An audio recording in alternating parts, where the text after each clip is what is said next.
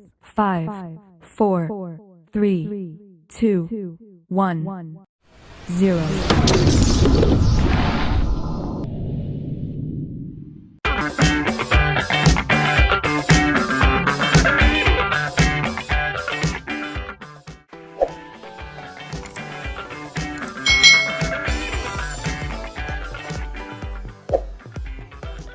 Hai, selamat datang di channel YouTube Kak Citra. Apa kabar adik-adik semuanya? Kak Citra berharap kalian dalam keadaan yang baik, sehat, dan siap untuk belajar ya. Hari ini kita akan belajar bersama-sama untuk mata pelajaran tematik kelas 5. Kita belajar di tema 1, organ gerak hewan dan manusia. Subtema 2, manusia dan lingkungan, pembelajaran yang ke-6. Mari adik-adik yang hebat, kita belajar dengan penuh semangat. Adik-adik yang hebat, Pak Anto dan Benny kaget. Tiba-tiba terdengar suara teriakan minta tolong. Mereka berdua pun segera mencari dan menghampiri sumber suara tersebut. Oh, ternyata kaki salah satu pekerja keseleo karena terpeleset saat melangkah keluar dari sawah. Dia nampak kesakitan sekali. "Kenapa dengan Pak Bejo, Pak?" tanya Benny khawatir. Lalu Pak Anto menjawab, "Oh, kaki Pak Bejo keseleo. Rasanya sakit sekali," jawab Pak Anto.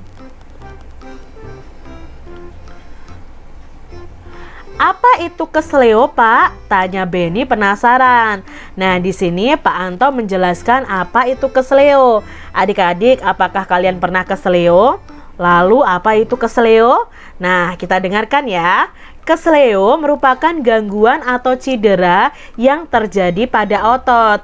Hal tersebut dapat terjadi karena adanya gerakan dadakan, kekurangsiapan otot untuk melakukan suatu kegiatan, juga karena adanya paksaan gerakan pada otot. Jelas Pak Anto? Jadi keseleo ini merupakan gangguan atau cedera pada otot adik-adik. "Oh begitu ya Pak," sahut Benny. Lalu Pak Anto menjelaskan lagi, "Benny, keseleo itu bisa terjadi kapan saja dan di mana saja, serta dalam kegiatan apa saja. Misalnya saat berolahraga. Salah satu jenis olahraga yang rentan terjadi keseleo atau cedera otot adalah sepak bola. Karena dalam sepak bola, kerja otot itu sangat diforsir. Tubuh harus bergerak dan berlari dalam waktu yang lama." Jelas Pak Anto. Jadi ketika kita berolahraga, otot kita itu cenderung akan terkena cedera adik-adik ya. Karena apa? Otot kita diforsir di sini, terutama untuk permainan sepak bola. Otot kaki kita itu diforsir untuk berlari. Nah, bisa saja terjadi keseleo. Oleh karena itu, untuk memperkecil kemungkinan terjadinya cedera, sebelum melakukan permainan sepak bola dan olahraga lainnya, kita itu harus menguasai teknik-tekniknya terlebih dahulu. Selain itu, kita harus melakukan pemanasan agar tulang dan otot-otot kita itu dalam keadaan yang siap saat berolahraga. Tambah Pak Anto. Jadi adik-adik, jika kalian berolahraga, jangan lupa untuk melakukan pemanasan, karena pemanasan ini mempersiapkan otot-otot kita untuk siap berolahraga. Seperti itu adik-adik. Oh, menguasai teknik berarti sangat penting ya Pak, agar kita dapat melakukan permainan dengan baik, juga untuk memperkecil resiko terjadinya cedera, kata Benny. Jadi adik-adik ya, ketika berolahraga kalian harus pemanasan. Nah, setelah dirawat dan diobati, kaki Pak Bejo yang keseleo ini berangsur-angsur membaik. Dari yang sebelumnya tidak bisa digerakkan dan sakit, kini sudah bisa digerakkan tanpa terasa sakit. Nah, kaki Pak Bejo sudah bisa ditekuk, diluruskan, dan diputar-putar. Nah, Pak Anto dan Benny pun senang melihatnya. Sekarang kaki Pak Bejo pun bisa digerakkan kembali. Pak Bejo pun dapat melakukan berbagai aktivitas yang memanfaatkan kerja otot adik-adik. Nah, sekarang kita akan belajar tentang macam-macam gerak otot. Pada pembelajaran sebelumnya, kita sudah belajar macam-macam otot ya. Ada otot polos, otot lurik, ada otot jantung. Lalu di sini kita belajar macam-macam gerak otot. Nah, macam-macam gerak otot yang pertama adalah gerak meluruskan. Contohnya meluruskan lutut, siku, dan ruas jari kita. Coba praktekkan adik-adik. Luruskan lutut, luruskan siku kalian, dan luruskan ruas jari kalian. Itu adalah gerak meluruskan ya, yang menggunakan gerak otot kita. Lalu gerak menekan ke bawah atau menurunkan. Gerak memutar lengan sehingga telapak menelungkup. Gerak menjauhkan, contohnya gerak tungkai menjauhkan dari sumbu tubuh. Lalu gerak memutar lengan sehingga tangan menengadah. Gerak yang mendekatkan sumbu tubuh, contohnya gerak yang mendekatkan tungkai dengan suhu tubuh kita. Lalu gerak yang membengkokkan, contohnya membengkokkan siku, ruas jari, dan lutut kita. Nah, ini adalah macam-macam gerak otot. Adik-adik sudah mengetahui nih macam gerak otot. Nah, termasuk macam gerak otot manakah gerakan-gerakan pada gambar berikut ini? Di sini ada beberapa gambar. Nah, ini gerakan yang mana adik-adik? Yang pertama ini adalah gerakan otot yang membengkokkan ya, atau menekukkan ya. Ini menekuk lutut kita. Lalu yang ini adalah gerak meluruskan ya. Nah, lurus ke atas lalu ditekan ke bawah. Ini adalah gerakan mendekatkan sumbu tubuh kita ya. Ini adalah gerakan menjauhkan. Ini gerakan memutar lengan. Lalu yang ini adalah gerakan menekan ke bawah. Untuk menambah pemahaman kalian mengenai otot, coba buatlah model sederhana dengan menggunakan styrofoam. Nah, kegiatan ini bisa kalian lakukan bersama dengan kelompok kalian. Ini ya, kalian buat rangka tubuh kita ya dari styrofoam. Alat dan bahannya itu 1 lembar styrofoam, pensil, spidol warna, lalu pemotong atau cutter. Langkah kerjanya gambar pola pada styrofoam menggunakan pensil, lalu potong styrofoamnya sesuai pola, berikan warna yang berbeda pada tiap-tiap jenis otot. Lalu rangkailah tiap jenis potongan sesuai gambar berikut ini. Kalian bisa buat bersama dengan teman-teman kalian. Nah, adik-adik yang hebat, banyak fungsi dari jaringan otot pada manusia. Namun terkadang orang itu kurang memperhatikan cara menjaga kesehatan otot. Oleh karena itu sering terjadi kram, nyeri, atau cedera otot yang cukup menyakitkan. Nah, bagaimanakah cara menjaga kesehatan otot kita? Yuk kita cari tahu bersama-sama. Cara menjaga dan merawat otot pada manusia adalah sebagai berikut adik-adik.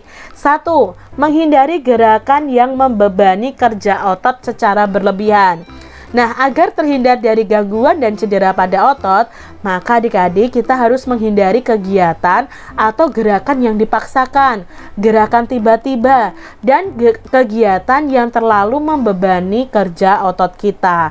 Nah, kalau kita melakukan kegiatan yang membebani kerja otot kita, ya otot kita bisa rusak adik-adik ya. Jadi bisa cedera juga. Jadi jangan sampai kita melakukan kegiatan yang membebani kerja otot kita.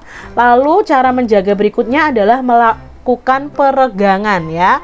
Nah, lakukan beberapa gerakan peregangan sebelum dan sesudah melakukan aktivitas tertentu yang memanfaatkan kerja otot pada jangka waktu yang lama, seperti saat melakukan olahraga, berjalan jauh, dan berlari.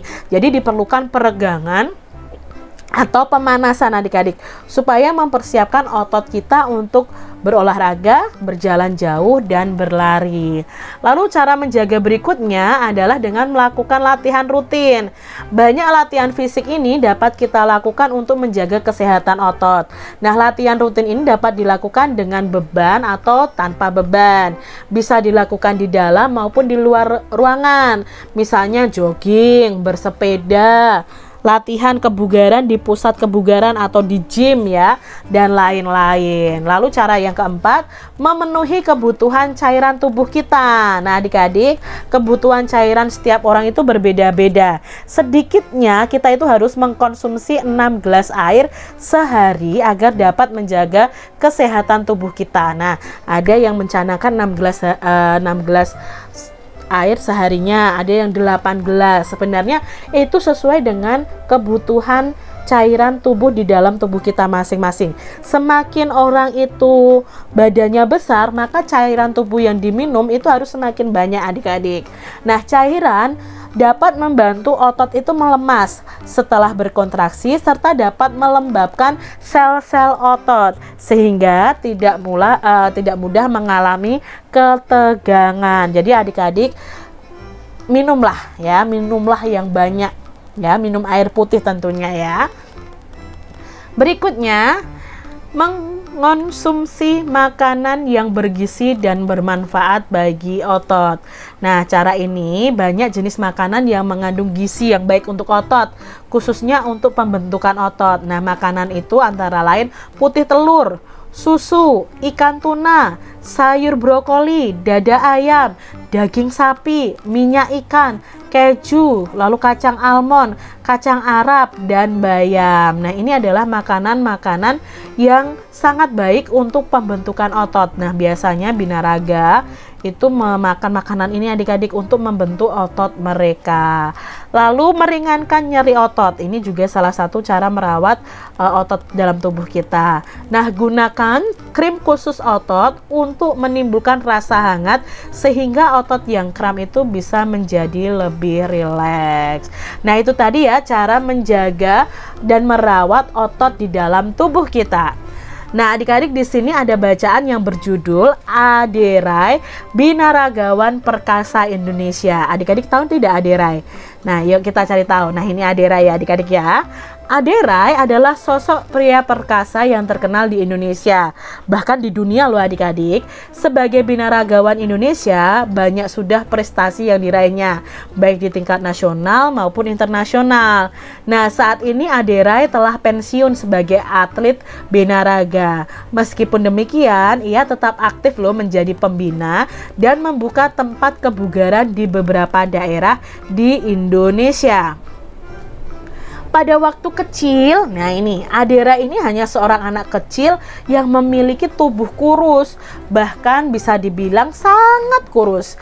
Pada umur 10 tahun, Adera ini hanya memiliki berat badan 25 kg. Bahkan hingga mencapai remaja dengan tinggi 183 cm, berat badan Adera ini hanya 55 kg. Ya, sangat kecil sekali. Nah, Adera ini memiliki minat yang tinggi dalam bidang olahraga. Pada awalnya dia itu menggeluti bidang olahraga bulu tangkis. Namun Adera ini tidak begitu lama menggeluti bulu tangkis ini, hingga pada akhirnya dia lebih memilih untuk menjadi seorang atlet binaraga. Nah, prestasi pertama yang Adera raih itu dalam binaraga itu diraih pada tahun 1995. Prestasi tersebut memicunya untuk terus aktif mengikuti berbagai kejuaraan, mulai dari lingkup kecil hingga besar, mulai dari lokal, nasional hingga internasional.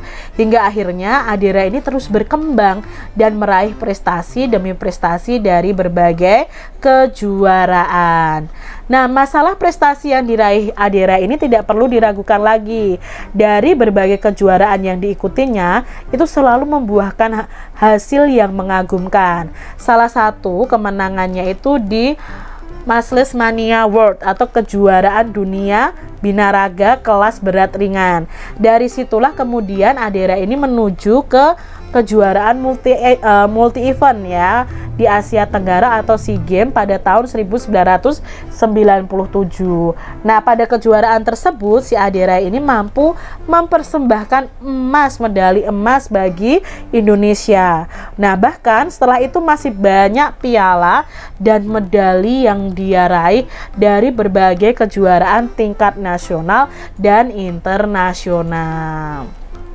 Nah, berkat prestasi itulah Adera ini turut mempromosikan binaraga di Indonesia. Dari sebelumnya yang sepi peminat hingga akhirnya olahraga binaraga ini menjadi olahraga yang banyak diminati di Indonesia baik oleh pria maupun oleh wanita adik-adik. Nah, setelah pensiun sebagai atlet pun Adera ini masih berkecimpung dalam dunia binaraga. Dia ini membuka beberapa pusat latihan dan kebugaran di beberapa daerah. Nah, selain itu Adera juga menjual suplemen dan melakukan pelatihan sertifikasi untuk para profesional di bidang fitness. Nah, Adera ini juga aktif mengampanyekan hidup sehat melalui fitness dengan menerbitkan buku dan majalah serta menjadi pembicara di berbagai seminar dan acara. Nah, itu tadi adik-adik ya, salah satu binaragawan ya yang mengembangkan ototnya menjadi sangat besar ya adik-adik ya. Nah, berdasarkan bacaan tadi kita akan menemukan ide pokok dari masing-masing paragraf. Misalnya di paragraf 1 ini ide pokoknya adalah Adera ini adalah sosok pria perkasa yang terkenal di Indonesia bahkan di dunia. Nah, kenapa kok dikenal di Indonesia dan di dunia? Nah, dijelaskanlah bahwa dia itu binaragawan Indonesia yang punya banyak prestasi dan seterusnya. Lalu paragraf kedua di sini, pada waktu kecil itu Adera hanya seorang anak kecil yang memiliki tubuh kurus, bahkan bisa dibilang sangat kurus. Nah, ide pokoknya di sini adalah bahwa Adera itu waktu kecil itu tubuhnya sangat kurus adik-adik. Lah dijelaskan tubuhnya kurus itu seberapa? Nah, dijelaskan di sini usia 10 tahun hanya 25 kg, waktu remaja berat badannya hanya 55 kg, seperti itu. Lalu ide pokok di paragraf berikutnya adalah Adera ini memiliki minat yang tinggi dalam bidang olahraga. Nah, bidang olahraga apa? Awalnya bulu tangkis, setelah itu menjadi atlet binaraga, dijelaskan. Lalu di paragraf berikutnya ide pokoknya adalah prestasi pertama Adera itu di dalam bidang binaraga diraih pada tahun 1995. Lalu dijelaskan setelah itu dia mengikuti berbagai kejuaraan baik lokal, nasional hingga internasional. Paragraf berikutnya adalah prestasi yang diraih Adera ini tidak diragukan lagi. Nah, prestasinya apa saja? Nah, dijelaskan ini. Prestasinya melalui kejuaraan dunia binaraga, lalu mengikuti multi event Asia Tenggara dan lain sebagainya. Lalu di paragraf berikutnya, berkat prestasi itulah Adera ini turut mempromosikan binaraga di Indonesia. Lalu di paragraf terakhir, setelah pensiun sebagai atlet pun Adera masih berkecimpung dalam dunia binaraga. Lah, melalui apa? Setelah dia pensiun, melalui membuka pusat pelatihan, pusat kebugaran, lalu menjual suplemen, mengkampanyekan hidup sehat dengan menerbitkan buku dan majalah. Nah, jika dibuat dalam bentuk tabel nih adik-adik seperti ini ya, dari paragraf 1 sampai paragraf 7, ide pokok dari masing-masing paragraf. Nah, seorang atlet binaraga itu memerlukan latihan yang rutin, terukur, dan membutuhkan waktu yang tidak sebentar untuk membentuk otot-ototnya adik-adik. Selain itu, mereka juga menjaga sekali pola makannya loh, tentu dengan pola makan yang sehat. Mereka sangat memperhatikan asupan makanannya mulai dari gizi, komposisi, porsi, dan kebersihannya. Jadi adik-adik kalian juga harus menjaga tubuh kalian tetap sehat ya, dengan cara apa? Memperhatikan asupan makanan kalian harus bergizi, komposisinya tepat, porsinya juga harus tepat, lalu juga kebersihannya. Jadi untuk menjadi seorang binaragawan tidak bisa dilakukan secara instan ya, dengan hanya minum obat-obatan atau suplemen penambah massa otot saja. Apalagi sampai mengkonsumsi bahan-bahan yang berbahaya hanya sekedar ingin cepat mendapatkan otot yang besar. Nah, itu tidak perlu adik-adik ya. Kalian perlu latihan saja. Nah, adik-adik coba buatlah gambar cover tentang bacaan yang berjudul Adirai Binaragawan Perkasa Indonesia. Nah, adik-adik masih ingat ya unsur-unsur dan ragam desain dalam membuat cover. Yuk kita ingat kembali ya. Nah, unsurnya apa saja? Dalam cover buku itu harus ada judul, ya, judul dengan jenis huruf yang menarik dan mencolok. Lalu terdapat kalimat penjelas yang singkat dan mudah dipahami. Terdapat nama penulis, identitas penerbit, sinopsis buku ya, bisa pada sisi belakang. Lalu terdapat identitas pada punggung bukunya. Lalu ragam desainnya, boleh covernya itu berlatar belakang warna putih dan tulisannya sederhana seperti yang kita pelajari sebelumnya, atau bisa juga berdesain penuh warna dan gambar. Nah, ini contoh dari Kak Citra ya adik-adik ya. Ini cover buku ya. Di sini ada judulnya, ada penulisnya, lalu ada penerbitnya. Nah, ini termasuk dalam cover desain yang berwarna, tidak berlatar belakang putih adik-adik ya, karena di sini full menonjolkan gambarnya. Benny senang sekali hari ini. Dia senang bisa membantu Pak Anto. Benny pun juga dapat pengetahuan dan wawasan baru dari Pak Anto dengan mempelajari organ gerak manusia. Nah, kita itu akan makin tahu betapa sempurnanya ciptaan Tuhan. Nah, adik-adik, tunjukkan ya sikap dan perilakumu yang menunjukkan bahwa kalian itu mensyukuri karunia Tuhan yang berupa organ gerak, yakni tulang dan otot kita. Cara mensyukuri karunia Tuhan itu ya yang berupa organ gerak tadi itu dengan cara merawatnya dengan baik. Misalnya saja dengan mengkonsumsi makanan bergizi, berolahraga rutin, dan dengan duduk ya, duduk dengan sikap yang benar. Jangan membungkuk adik-adik ya saat kalian duduk. Itu cara mensyukuri karunia Tuhan berupa organ gerak yang diberikan kepada kita. Nah, demikian tadi adik-adik pembahasan kita di tema 1, subtema 2, pembelajaran yang ke-6. Semoga video pembelajaran ini bermanfaat ya untuk adik-adik semuanya. Dan sampai jumpa lagi di video pembelajaran Kak Citra selanjutnya. Tuhan memberkati. Jangan lupa tekan tombol subscribe, lalu tekan loncengnya, tekan juga tombol like, lalu share ke media sosial kalian. Jangan lupa untuk ikuti media sosial Kak Citra. Terima kasih.